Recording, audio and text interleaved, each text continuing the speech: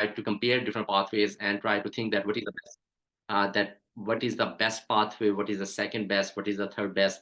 I believe it is very much a relative term that what is best, and it depends a lot on our circumstances and our interests. So every pathway is best, I believe. For me, USML is excellent. I love to be in the UK, so I chose UK pathway for me. There are other doctors who want to stay Pakistan, and they can make an amazing career in Pakistan as well. And then comes the Ireland, Australia. So there are so many countries where our doctors can go. Some really like the life in Gulf, and that is also not a bad choice. So we will talk about these very quickly, and then I will give you insights about my experience and what I believe is the most suitable way to carry out and how you should develop your career from this stage when you are a medical student.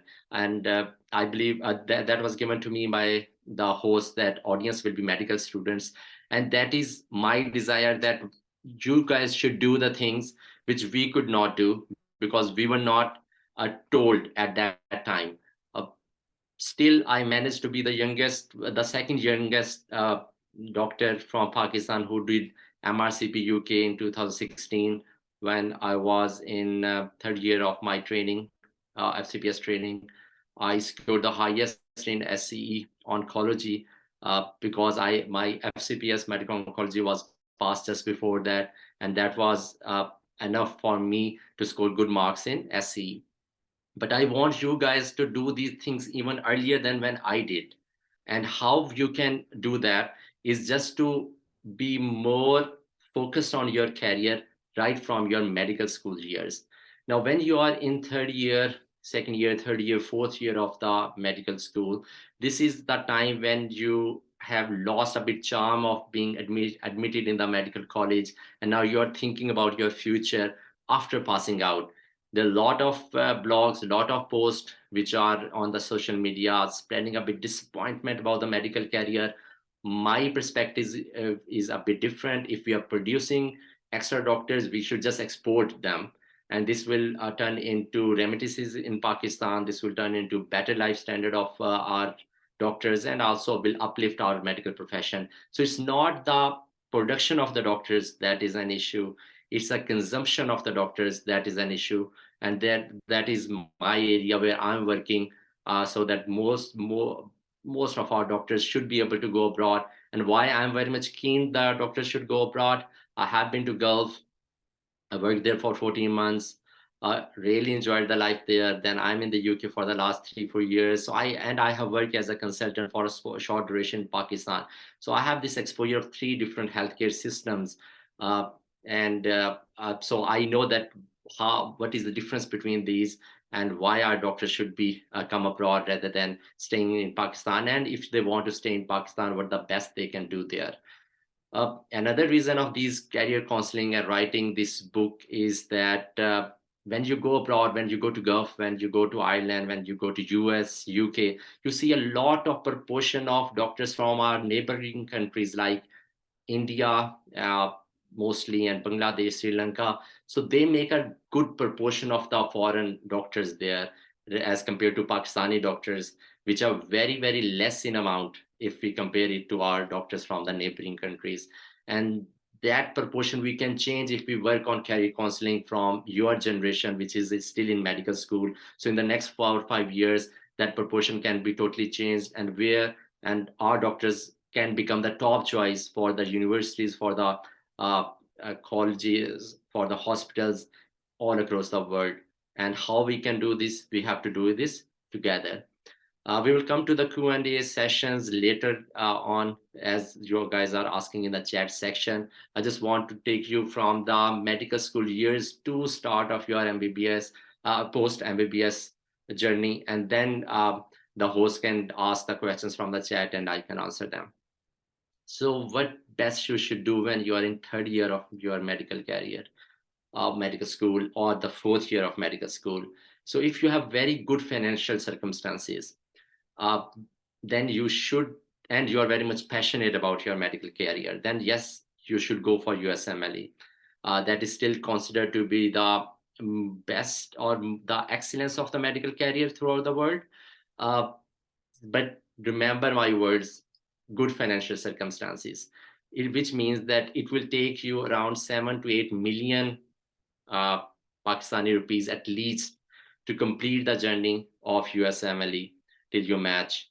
Also, maybe you would have to leave your house job, which means that you should have a strong backup. Your family should not be dependent upon you. You should be dependent upon them and ready to be dependent upon them for the first 1 or 2 years after your MBBS. So it is very much important to think about this financial aspect rather than just thinking, because I know a junior of mine who ended up in a psychiatry ward because he was from a humble family.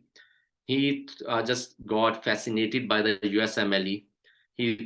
Started preparing with USMLE. He used to be with the uh, uh, doctors who were preparing for USMLE. And when he managed to apply for the exam, but at the time of the exam, he was so stressful, he ended up in a secretary ward. So make a wise decision for you. I love UK, so I don't have any complex. Even if I would be in Pakistan, you will feel me so confident and proud of being in Pakistan or working as a consultant. I was doing the same things I was when I was in Pakistan till 2018. So these no less or more. It just you have to decide on the basis of that, of your circumstances. So good financial circumstances. You are passionate about your career. Start your USMLE journey while you are in medical school. Start with appearing in USMLE step 1, right in your third year of MBBS or fourth year of MBBS, because USMLE step 1 is all about the basic sciences. And this is the time when your basic sciences are strongest because you have cleared your professional exams. So it is very easy to score good in your USMLE step 1. The fascinating thing that has happened recently is that now the score of step 1 doesn't matter the way it used to matter. So which means that if you don't score very high, 250 or something, still you can get a match uh, after if you score good in USMLE step 2. So the perfect time to start your USMLE step 1 preparation and to appear in the exam is the year 3 of your career, medical school, or year 4. And if you clear it, fortunately, then you should give step 2 CK in your final year of your MBBS, or just near your prof or just after your prof. Uh, if you are unable to give these steps at that point, but you have good financial circumstances, you are in final year and you're just going to clear your MBBS, then you can still skip the house job and go for USMLE pathway. However, if you have moderate financial circumstances, never leave your house job, complete your house job. That will, because otherwise, if you don't match and you want to pursue your career in Pakistan, then you would have to go to back to do the house job with your juniors, and that may become a bit difficult for you. So best financial circumstances, passionate, step 1 in third year, fourth year, step 2, final year. If a good financial circumstances, skip house job, continue your steps journey. If a humble background, do your house job and pursue. Now come to the other, most of our general population, like I'm from a moderate background, then you should think of UK, Ireland, and Fcps. So these are the three choices. These should be the three choices for you. Now, if you really want to do these, you don't have to do a lot in your medical school years. You just have to get a lot of information, like you are attending this session. So attend such sessions, read the career counseling books, read the blogs. So you should be well aware of the PLAB, Ireland, and FCPS 1 exam, and then choose and make a decision that what you should do. One thing very much important, and I would like to emphasize, one thing, supply doesn't matter in first year, second year, third year of your medical school. My one class fellow who detained and he still got a match in the US, but supply in final year exam can destroy your career a bit, or can because you will try to pass that your MBBS exam in the supplementary, and then you will be have less morale and you will go for your house job. You will not be able to plan your PLAB or Irish registration that confidently unless you pass in first time. So that is my message for the final year MBBS students especially, and the fourth year as well, that they should try to clear their exams in first attempt. That is necessary for their future career. Those who are in initial years, they should definitely try, but that will not impact their future career at any stage. Now, coming to the point, then when you have done your MBBS and you're planning to go for different exams, I've talked about USMLE. Let us talk about uh, the PLAB, Ireland, and Fcps. You will still plan just after MBBS your house job in a way that should be acceptable in any healthcare setup of the world. Now, good thing about Ireland is that Irish Medical Council, they have given this their press, which is their entrance exam exemption to Pakistani graduates if they have graduated after 2008, which you all are graduating after that, and if they have done the house job as per their criteria, which means 3 months of medicine and followed by 3 months of medicine allied. So general medicine and then nephrology, cardiology, pulmonology, oncology, anything. And then 3 months of general surgery, followed by general surgery and allied, which means 3 months in general surgery and 3 months in cardiothoracic, urology, orthopedic, any of these. So make sure that you do your house job as per the criteria given on their website. I have mentioned that in my book, and that is what I'm telling you. Uh, so that after that you would have to do OET, and you can apply for the IMC registration, Irish Medical Council registration. And our many doctors are in the Ireland at the moment. So that is a very easy pathway where you have to just do the house job, which you are going to do in your routine as per the IMC criteria. You would have to appear in English language exam, OET or IELTS, and you will be granted IMC registration. And if your profile is good, which means that you have done audit, you have done research, you have demonstrated leadership, any quality like Naeem and Sadia, they are organizing this session. They contacted me, they generated a link, they sent to you. So this is a demonstration of a leadership quality, which they should put in their CV, and this will be helpful in their application for the job in the Ireland. If you want to go to UK, then you should go PLAB, which is the licensing exam for the UK, and you should plan to start preparing for the PLAB in your third last house job, maybe third rotation or fourth rotation. And the start will be by passing the English language exam. There are two English language exams, IELTS and OET. I advise everyone to do OET, which is much easier than IELTS because you don't have to learn new English. You just have to talk about learning the skills about of the exam, that it is a technical exam. Once you learn that how to how to appear in the exam and learn the techniques, you will very easily clear the exam. So go for a OET rather than IELTS. Give OET in the final rotation of your house job, and then go for PLAB 1 and PLAB 2. Third option is Fcps 1, which is definitely not less option.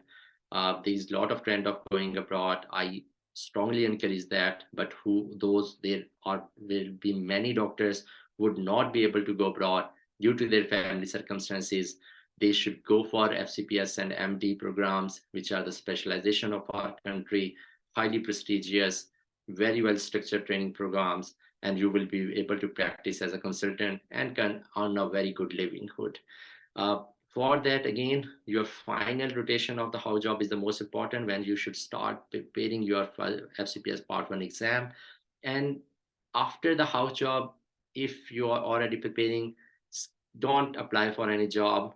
Give you the first attempt of Fcps 1 without any job by studying in the last house job rotation and 2 to 3 months after that. However, if you are already late due to any reason, try to find a job in the BHU if you are from Punjab and you have to apply for Central Induction Policy.